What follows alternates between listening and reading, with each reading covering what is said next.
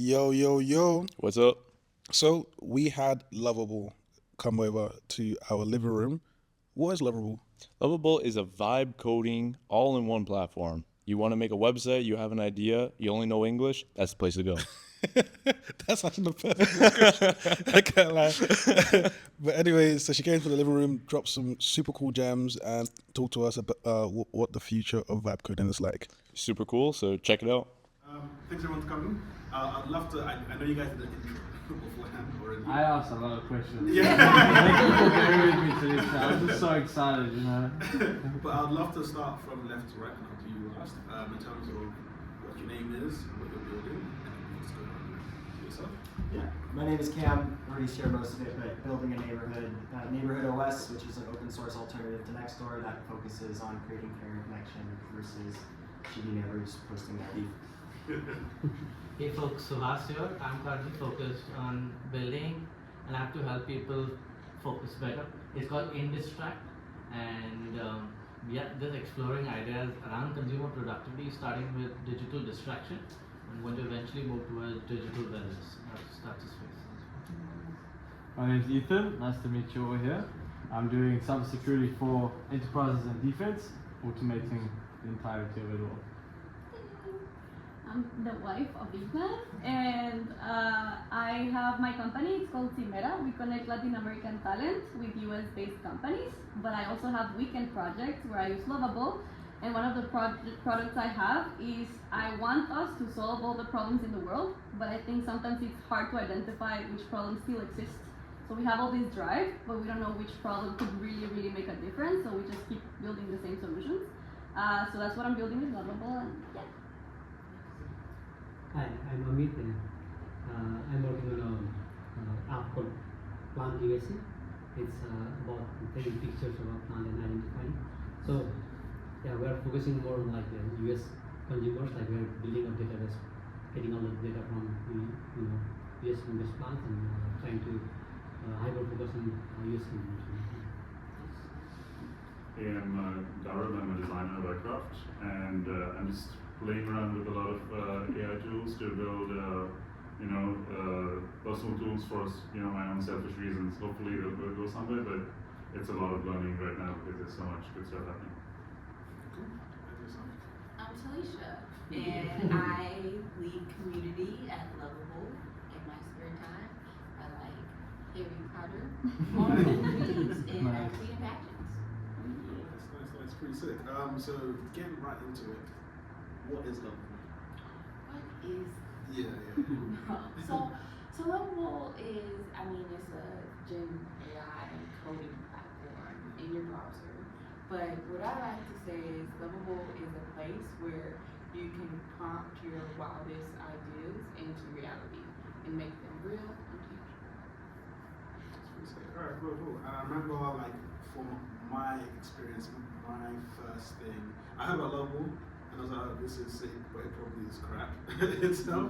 And then I tried it, and I think I created a game, which is pretty sick. I basically created it was like a world map itself, and you had to kind of guess the adjacent country.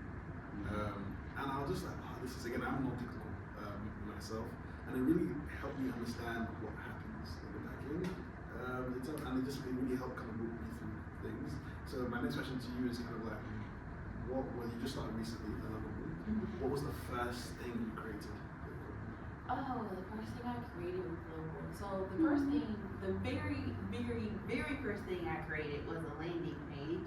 And I'm gonna be honest, I did not like it. Okay, I just didn't like it. I was like, ew. But then after that, I created a game. I am obsessed with the Dino Runner game from Google when your internet goes out. So then I made something real. I made something called Spark, and it was like an AI co-founder. So it walked you through doing your market research. It created a lean startup campus for you. It did a plan for you. And then I was like, this is legit. And I'd love to kind of hear your story. I know we spoke about briefly, but from joining the community, Lovable, to now essentially leading the community. So I will say that the community at Lovable is like the best community ever. They're such great people, and I'm so thankful for them because without, especially the people in the Discord community, I would really suck at my job because they are like, Talisha, did you see this happen? Oh, Talisha, look at this, such and such just built this. You need to meet this person. So like one, they're always helping me out, and two, they're like super supportive. So like it's been like the smoothest transition ever because it's like I'm hanging out with my friends all the time. Very cool. And then what made you say, yes, I'm gonna work at Lovable in the community? The community. They were like, Talisha, do it. You gotta do it. And then they were like posting in the Discord, oh, well, you need to hire to it. And I was like, okay, I guess I should go work at Lovable. Okay, cool. And in terms of like, I think again I spoke about briefly before. There's kind of like Lovable, the windsurfs, the cursors. I kind of personally see cursors like the assistant to someone who already knows how to code itself. And I see Lovable on the other extreme, which is more so for non-technical people to actually be able to bring the ideas to life itself. What is like Lovable's views on cursor? Does Lovable ever think they're gonna think to build something that could be more another product that's an assistant to cursor or something like that? Yeah, so I mean, we like Cursor at Lovable. We use Cursor at Lovable, and Lovable is designed to work well with Cursor. Like you can easily connect to GitHub and move your code over to Cursor.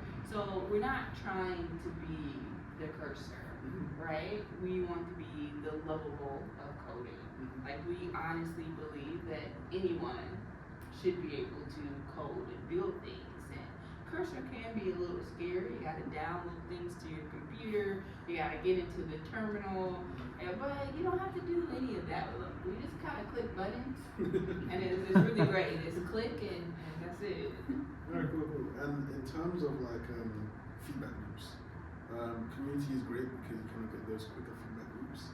However, when it comes from basically like everyone can create things, sometimes some feedback is not as valued as the other feedback, for example. So I'd love to understand how you identify power users who you actually take feedback from. Yeah, so the great thing about the Lovable community is that our power users are very vocal, and when something like is seriously right or wrong, they will rally a mob. And they will call me. Yeah. I will get phone calls and I'm like, oh, whoa, calm down. Calm down. So I think like that's kind of like the perk of the community, right? And yes, we do get like lots of feedback, and I read it all, the feedback. If like you submit the forms or you go into the forum, I actually do read all of them, and I kind of like group them together and triage them. But like those power users, they're So what's like an instance of that? Give an example of like something that the power users can rally together to move forward. Oh, okay. So right now, chat mode is available for everybody to use, but for a long time, it was like a labs feature. So it's kind of like in beta, hidden behind some things, and so actually, Lovable was thinking about getting rid of it. They were like, oh, nobody uses it, and we don't know. But the power users were like, no, chat mode. They were like, chat mode till I die. You're like, tattoo chat mode, And so I think like Lovable, they really listen. They're like, oh my gosh, people really, really like chat mode. Let's like give it to everybody and see what happens.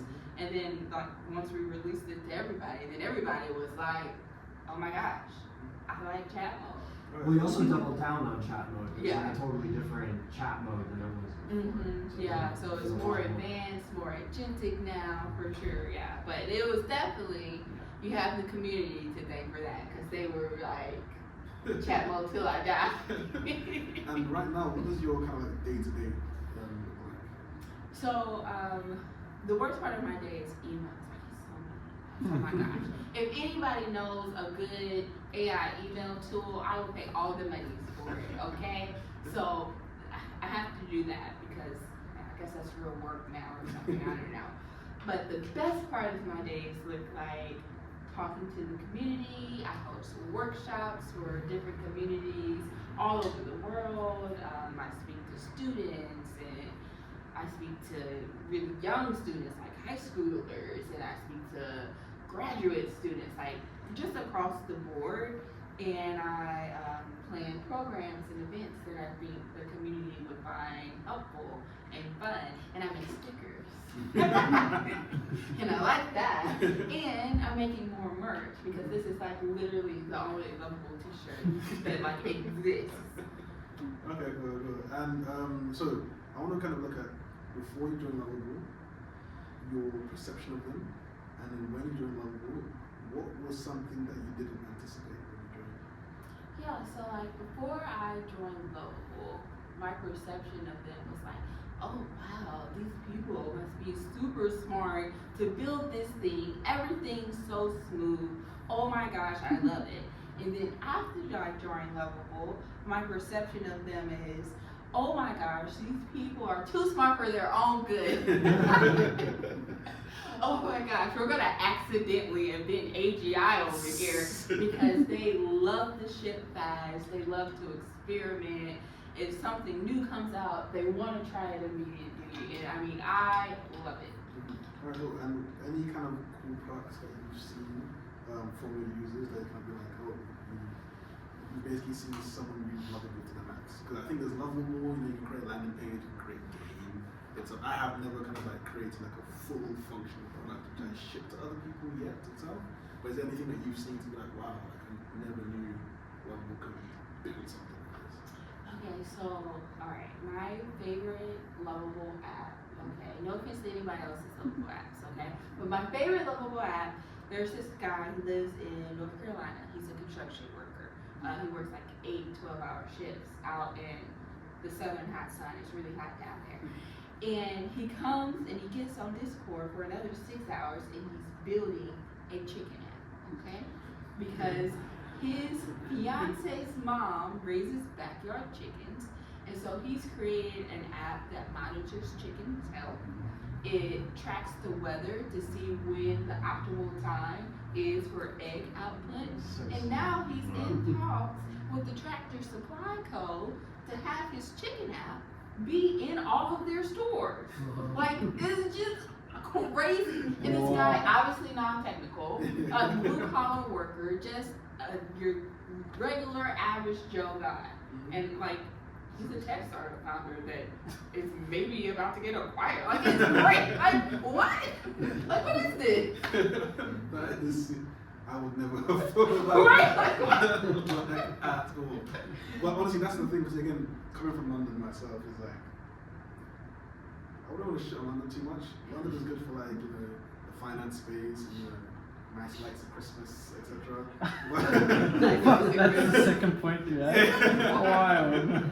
But it's like, when I came to SF, or even just looking at America generally, there's just so much opportunity in so many different places that I would never have like thought of in London or even in the UK at large. My next question is actually around any kind of like new features or new potential products that are coming up on the roadmap. Yeah, so right now what we're really focused on is like just making the platform better and more stable. Like, we've grown so incredibly fast that a lot of our vendors haven't been able to keep up with our scale of growth, right?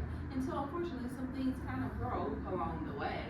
So like right now, instead of like shipping new shiny features, and I won't say the other thing I was gonna say, but you know, instead of throwing parties, you know, we're just making sure that we can deliver the best product for people like Spence, who's building this chicken app, or like you, who, you know, you're building things for actual communities in actual situations that you need your thing to work, right?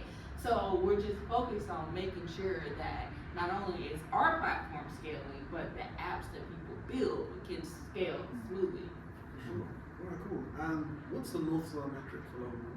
So like for other companies, it could just be like, you know, users itself. So I'd love to kind of understand what's the North Star metric for you guys. Is it just the amount of products that are being created, the amount of users, etc.? What does that look like? Yeah, so our North Star is that we want to see 1 million different use cases. So 1 million people building things that they never thought they could build before. So yeah. And in terms of when you say build this thing, because sometimes I created my game, I played it for a day, never touched it again. Right? Just because I just wanted to see how Right. Lovable was. Yeah. There's some other things that I use maybe a bit more frequently itself. Do you guys still count that as a North Star to be like, okay, cool, at least hey, you created 10 things, but like 7 of those you only touched the once type of thing? Or do you guys also look at like retention and usage and stuff? Yeah, I mean, definitely we look at retention and usage because you know, we're a real company. But I mean, when we think about like people building things, we want to see people build things that go on to raise money, to have revenue, to make meaningful impact in other people's lives. So, sorry, your game does not count. And in terms of community onboarding itself, so again, started off kind of open source originally, and since you kind of join the team and you have people, I guess, join the community itself, is it like an onboarding process at the moment, or is it kind of like, if you use Lovable, you kind of can get feedback straight away? Yeah, so right now it's basically like you sign up for Lovable, and at some point you will probably meet me, and I will probably show up somewhere and say, come to my live onboarding session where I literally walk people through and they ask me questions, or I will do a live stream and I'll invite everybody to Discord, and then I'll tell everybody on Discord, you can tag me, you can message me, you can call me, but don't call me because too many of y'all call me, but I probably will answer if you call me. You know? And what's like the biggest, when you're arguing this live onboarding, what's the biggest misconception that most people have when joining the community? The biggest misconception is that you have to do more than you actually need to do, because I feel like a lot of people have gotten caught up in the YouTube algorithm of like, you gotta do this and buzzwords and make sure it's like this, and I'm like, whoa y'all, whoa, we don't need to do any of that. You can literally just tell Lovable, hey, add a sign in, and that's it. And they're like, what? What do you mean? No, I have to go here and I have to make sure, like I got my cookies, and I'm like, no. No, you're doing too much. Just say you want some sign-in page, and then that's it. Click on the button when it tells you to click the button, and you'll be okay. Okay, pretty cool. And any tool you've created as of recently, let's say in the last 2 weeks that you've created? In the last week, so let's see, what have I created in the last 2 weeks? Okay, yesterday I built a job board. I mean, I did. Okay, I The mean, job description is like, we don't sign on for additional SaaS platforms, you have to build them. well, I made a like meme battle website where there's like 2 different memes and you have the photo. Like, I do a lot of really random projects because a lot of the times when I'm doing these projects, I'm showing other people how to use them. So they're like super random. I don't have a lot of time to do cool stuff anymore. It's like, I love my job, but if I had to pick one thing that I don't like about it is that I can't build cool random stuff that comes to my mind when I'm scrolling Twitter at 2 a.m. and then I see Greg Eisenberg posted another, these are the greatest startup ideas, and I can't go, okay, 6 hours, locked in, let me do it. I'm like, oh no, I gotta go hang out with people, and then I start hanging out with people, and I'm like, oh, okay, I like this. This is fine. No, that's honestly, I think that's, for me, so one of the first, I guess, AI kind of tools I created was something called Bible Buddy, and it was kind of like one of the first GPT wrappers for the Bible. I made it more so like an AI therapist for Christians itself. And something that was so interesting to me is that people will be hit with this blank screen and like input field. And for me, I was just thinking, yeah, just type whatever you want to type in. And people just get stuck. Because it's like, I don't know what to type. I'm just like, it's not going to bite, just literally anything. And it's like, they keep asking me itself. And I also saw that with Lovable when I've shown it to some people, I guess maybe a couple months ago now. And it's just like, they just don't know the power it holds. So they're just like, I don't know, what calculator? I don't know. And they always kind of like do something lame first. To do it. Just to kind of like test it first. Right. Have you seen that a lot when you were doing your live modeling and then people are kind of like, okay, cool, what do I like actually do here? Yeah, so I mean, a couple of times I've definitely seen it. It's usually from people who randomly kind of stumbled across Lovable and they're not really sure what the space is. Luckily, we have like these little buttons that have pre-generated prompts, so you can like play around with it. And then after they start playing around with it, they're like, oh, okay, I feel you. Okay. Yeah. Okay, that's pretty sick. So cool, that's pretty much it. I would love to kind of open up to any kind of questions anyone has.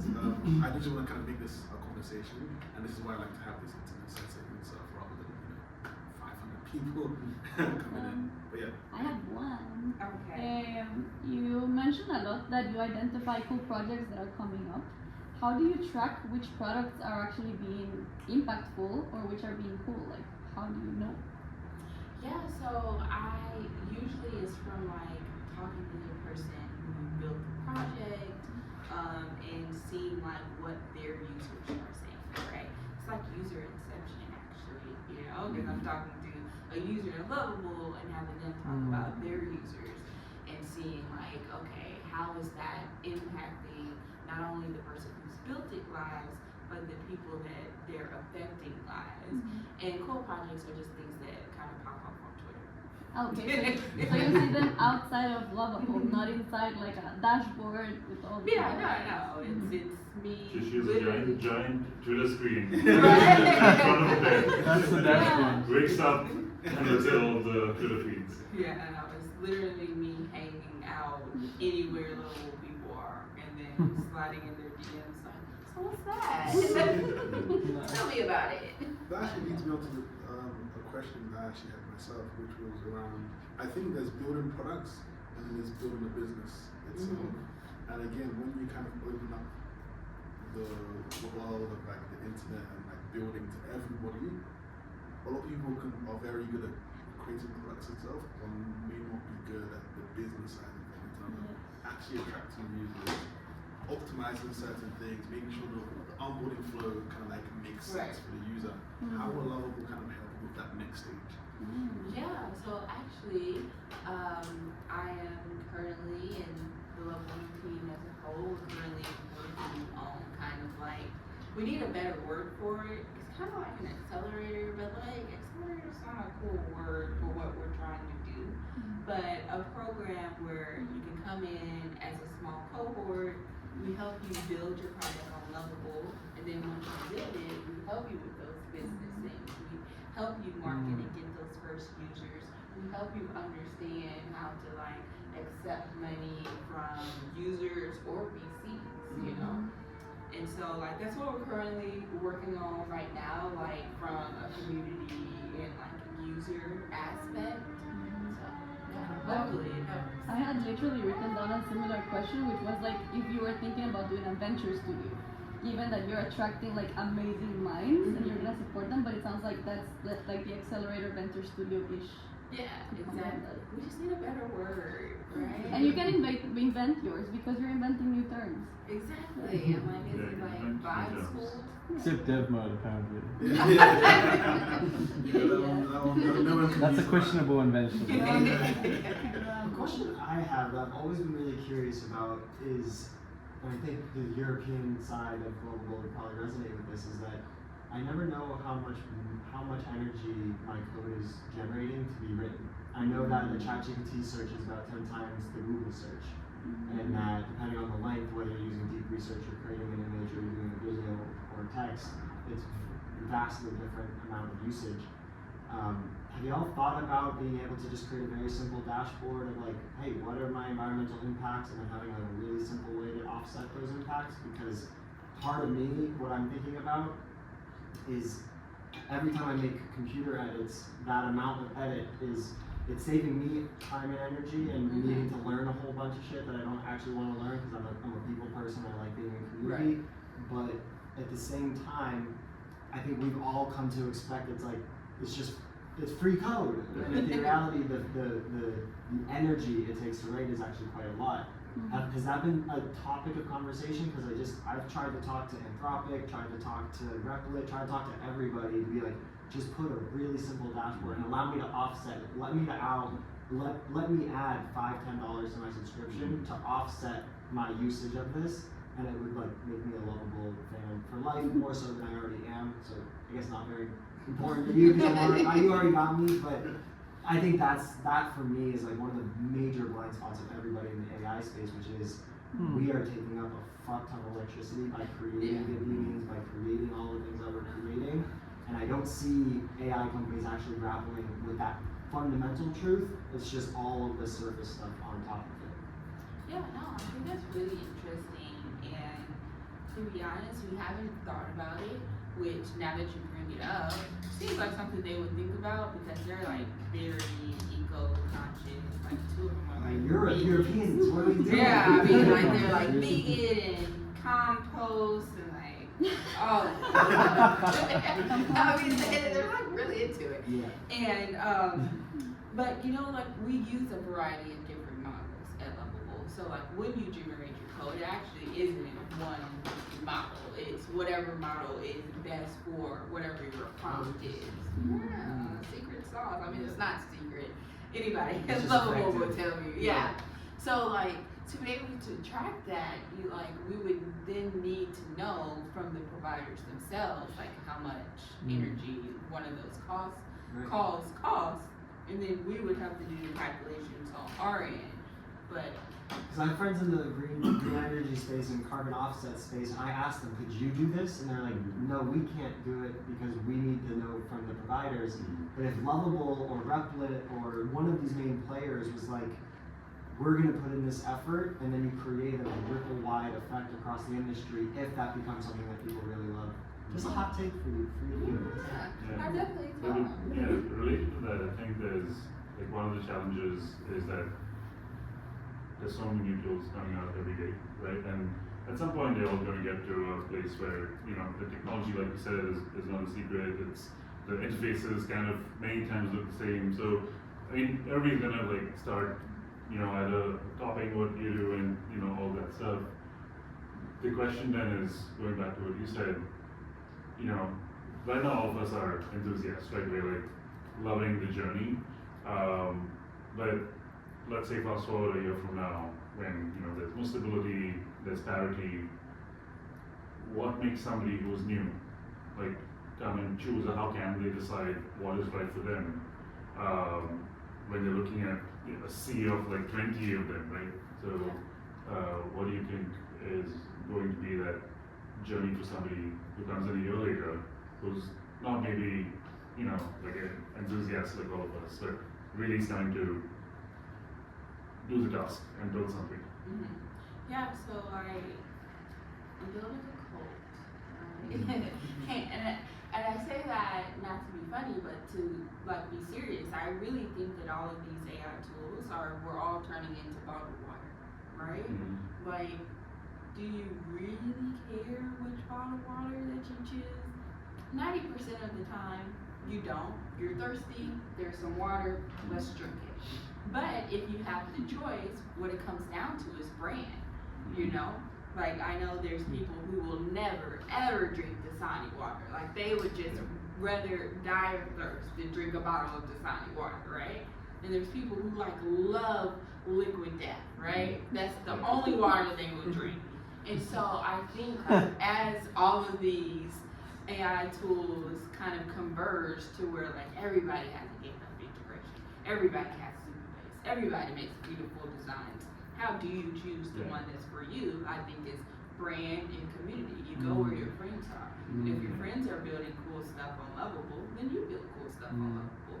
And if you don't think Lovable is for you and maybe your friends are on something else, that's okay. because there's like 8 billion people in the world. So I feel like there is a big enough pie for everybody to get a slice. Yeah. Sure, and I totally agree with that because like when you look at the consumer app space, right, there's so many paywall providers itself, and I've probably used all of them, and like one of my favorites is Adaptee that I use. They're more expensive, but what I love, their customer support. Like everything else is pretty much the same, like Superboard, Newcat. Like I'm not gonna say Adaptee has better paywalls. Like everyone pretty much has everything great. Honestly, for me, the customer support, just to know that I can reach out, they respond pretty much instantly, and I can trust that they're actually looking at my situation specifically. While with some others, or like I messaged and 4 days down the line I have to re-message again and through there. So I definitely think that the people and the community is a huge part of the brand, for sure.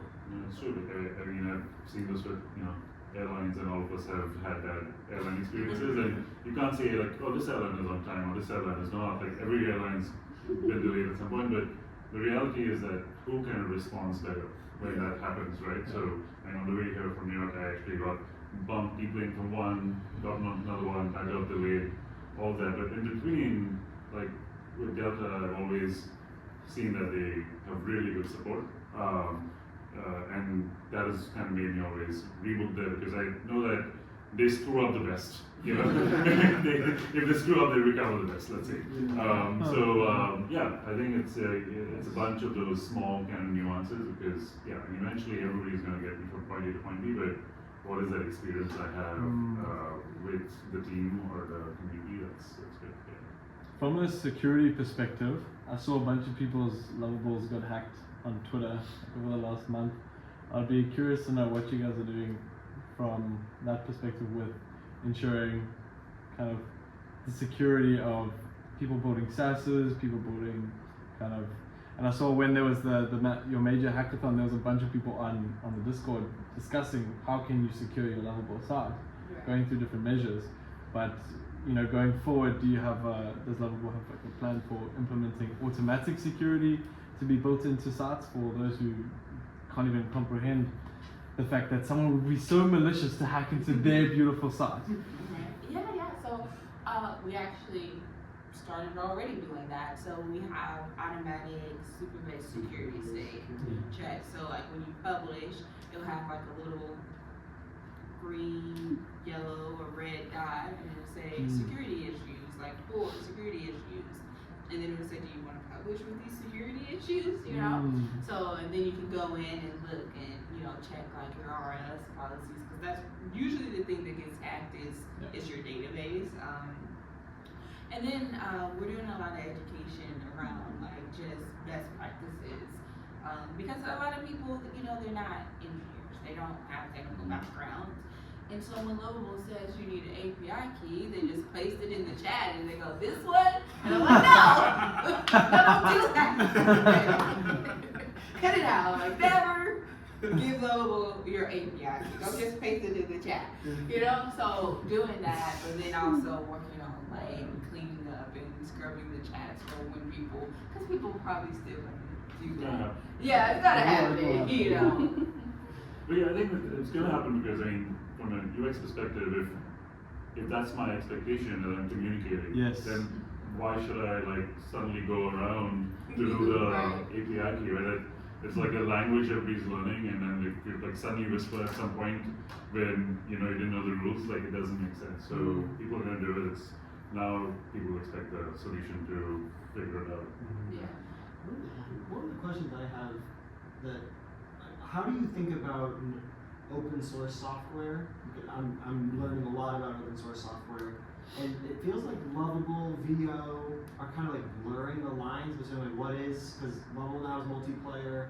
You can also always put it back to the GitHub and people can download and do their own things. But I'm for my project, I'm particularly passionate about using the neighborhood OS, telling people that it's open source and having it be the first project that people contribute to and be able to learn coding through the application. I'm really curious, how do you think about open source with non-technical folk who are, Lovable makes it really simple to create it, but collaboration with people and editing code at the same time in multiplayer works. but I'm really curious, how do you think, like, is multiplayer just like the beginning of what you see like open source? Is it a push towards open source? Is it something totally different?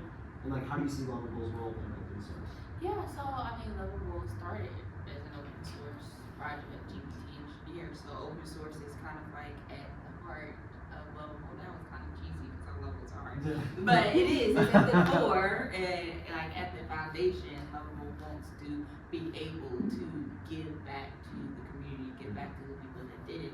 And I do think multiplayer is a step for like open source vibe coding, right? And we are like thinking about how to make like multiplayer more efficient, more effective, and better for collaboration. Because yes, it definitely works now, but it's kind of like you prompt together. I don't know, like you know. So what is the future of how do you vibe code together? How do you make those edits? How do you contribute? How do you say, no, actually, I don't like that edit you did. We're not gonna accept that, you know, because that matters. Some people don't have the best. GitHub is really great at that. Yeah. You don't have the Exactly, you don't have that granularity yet. But So I'm thinking from like a maintainer, contributor perspective. Exactly, like, yeah. I don't know how to be a maintainer inside of Lovable, whereas in GitHub, it's much more clear what that looks like. It's very interesting. If you're ever wanting, I would attend an office hours and for your open-ended conversation around open source at Lovable. Just so you know. That was something you wanted to Yeah, I mean, one thought. Sorry, I know you want to jump in. That's okay. You didn't do it. Just one thing quickly that that came to my mind is like, for that specific use case, is like, if you follow the GitHub framework and you have let's say you've got a team of 4 people working on one single project, and you manage it as in you're all pushing to main, and you've got this main Lovable hub, and the owner of the project can designate who that main hub is, and then they approve, and everyone else on their different kind of devices scattered around the world can have their remote kind of repository of it. I mean, that could be one way to first implement that use case, and then you've just got like a little wall that can then be approved, push those changes. But I think it's a very interesting conversation. I love it. Go for it. Thanks. Yeah, and I think great questions. I was holding off for a bit, and I know you need to rush as well. But just one thought, one idea, and one question. For a name that came across, I thought the Inception would be a nice one, because I think I see a lot of people looking at Lovable to just go from idea to the first version. And that's where my question lies. Do you guys have, and you spoke about onboarding, I know, but do you have like a number of, say, 100 people starting up on Lovable? How many of them really ship to production and actually ship a product? What's the drop off really like today? yeah, so I don't have the exact numbers. I would have to look, but roughly, I would say not a lot of people finish, and I don't think it's like at the fault of Lovable. I think like there's a few things. I think the first thing is that a lot of people who start projects are building random video games. And then they forget about it after 3 days, you know, it's shiny object syndrome. We see a whole bunch of those.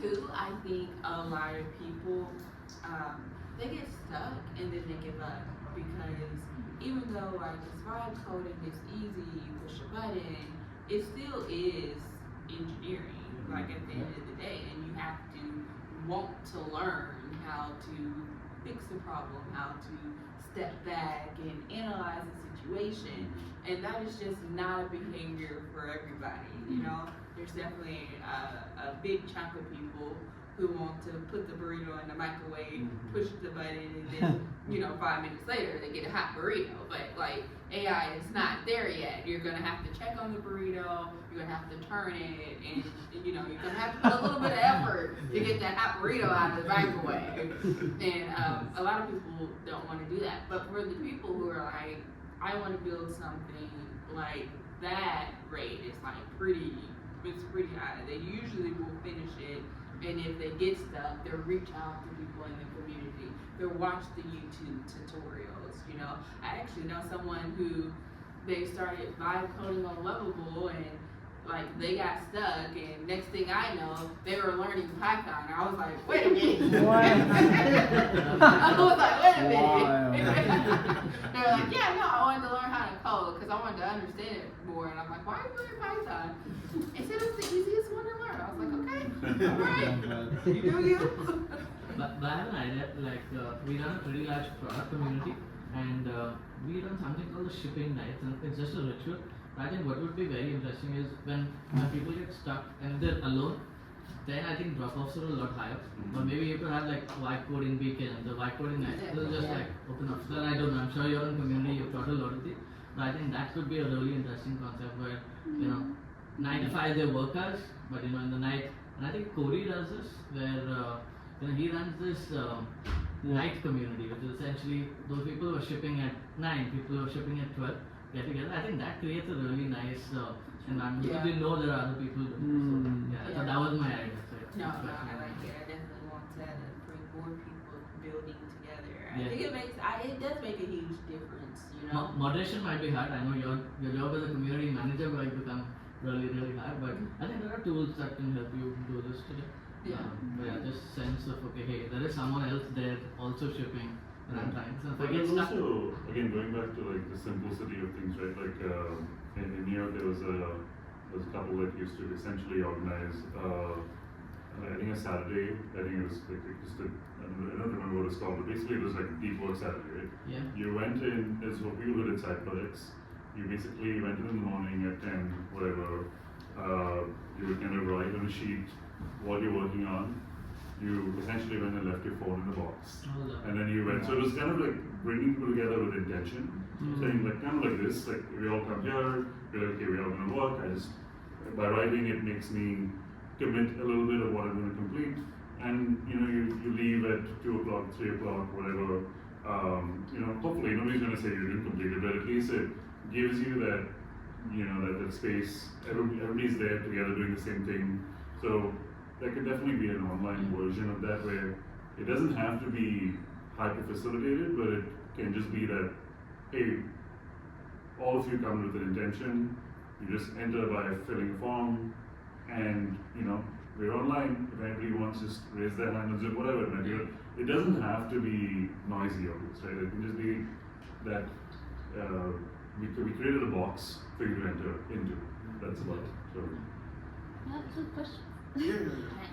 One of them is I am one of the users that created a thing and then got stuck, and I was like, okay, it's just my weekend project. But at the same time, I'm very passionate about some of the weekend projects I was doing. And one of the things I live by is that there's a lot of people trying to build the same thing. A lot of people, they're just dispersed, right? I bet there's a bunch of people doing job boards, a bunch of people doing chicken apps. I don't know, maybe not, maybe that's unique. But there's a bunch of people trying to build the same thing. So I think my question there is there a way to see what's the nature of the users' projects, and maybe by in that sense unite them? So like, hey, all these people are building chicken apps, meet. Is there something being done in that sense, or? So I'm working on I'm working on revamping our Discord community to kind of connect people in that kind of way. Yeah, because I talk to people separately that are doing the exact same thing, and then I'm like, hey, y'all should y'all should chat, y'all should meet up, but there isn't right now at least a scalable way to if you want to find other people solving world hunger, where do you look for that? And so I'm trying to now I get to build something. I get to build a Discord bot. But so I'm trying to build a Discord bot where basically you would go into Discord, you would kind of just say what you're building, and then if there's somebody else building something similar, just kind of put y'all together hey, such and such meet such and such. Yeah, it's an interesting thought. In some places it totally makes sense. In other places it's also interesting whether it discourages people when somebody else is building the same thing. I'm curious. I'm very curious about how that would work. Many times it will be great. Many times I wonder because it's about what their purpose is. Yeah. Are they building it to monetize? If they see something similar, they'll be like, oh, okay. if they're building it, something like yours is great because you're building a very purposeful thing. Maybe it helps because the ideas are what matter, and you're building it open source anyway, so you want to kind of contribute. So it's an interesting thought. Yeah. You really know when you try it. Yeah. Well, I mean, I also think that it could be not necessarily all the time people building the same thing, but people who can help The you same build the challenges. thing. Yes, like the same challenges, right? So like I'm building a barbershop app, and maybe you're building a hair salon app, and we both don't understand how to make an appointment booking page. Yeah. Meet. Yeah.